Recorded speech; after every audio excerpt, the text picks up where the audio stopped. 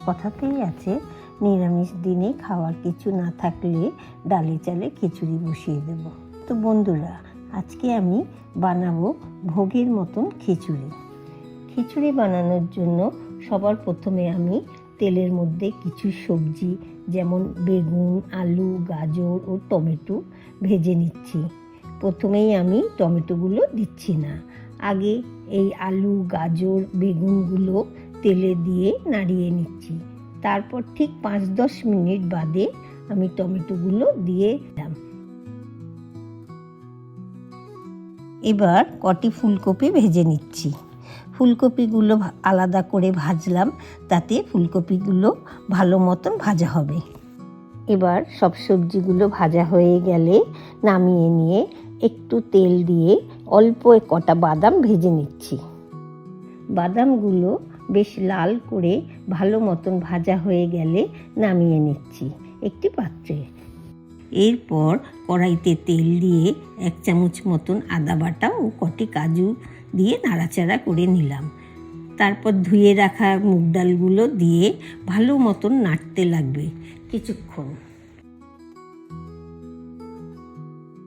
ডালটি ভাজা হয়ে গেলে তাতে ধুয়ে রাখা গোবিন্দভোগ চালগুলো দিয়ে মিশিয়ে নিচ্ছি। এবার চাল ডালটি ভালো মতন মিশে গিয়ে ভাজা ভাজা হয়ে গেলে নামিয়ে নিলাম। তারপর একটি হাঁড়িতে জল বসিয়ে দিলাম। জলটি ফুটে গেলে ভেজে রাখা চাল ডালগুলো দিয়ে হাতা দিয়ে নেড়ে নিয়ে ঢাকনা দিয়ে কিছুক্ষণ রেখে দিলাম।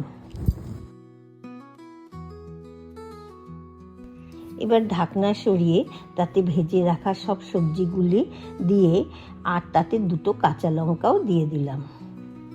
এরপর 2 চামচ হলুদ গুঁড়ো, 2 চামচ জিরে গুঁড়ো দিয়ে নাড়িয়ে নিলাম। কিছুক্ষণ নাড়িয়ে নেওয়ার পর 1 চামচ নুন দিয়ে আর ভাজা বাদাম দিয়ে নাড়িয়ে ঢাকনা দিয়ে রেখে দিচ্ছি। এবার চাল ডাল ও সবজি সব ভালো মতন সেদ্ধ হয়ে গেলে নামিয়ে নিলাম। এবার একটি কড়াইতে তেল দিয়ে তাতে 3টি তেজপাতা আর কটি শুকনো লঙ্কা দিয়ে নেড়ে চেড়ে অল্প একটু পাঁচফোড়ন দিয়ে ভালো করে ভেজে নিলাম।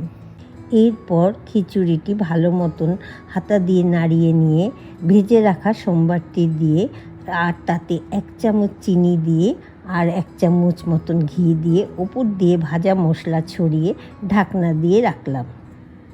এবার গ্যাসটি বন্ধ করে ঢাকনা সরিয়ে নিলেই তৈরি ভোগের মতন খিচুড়ি।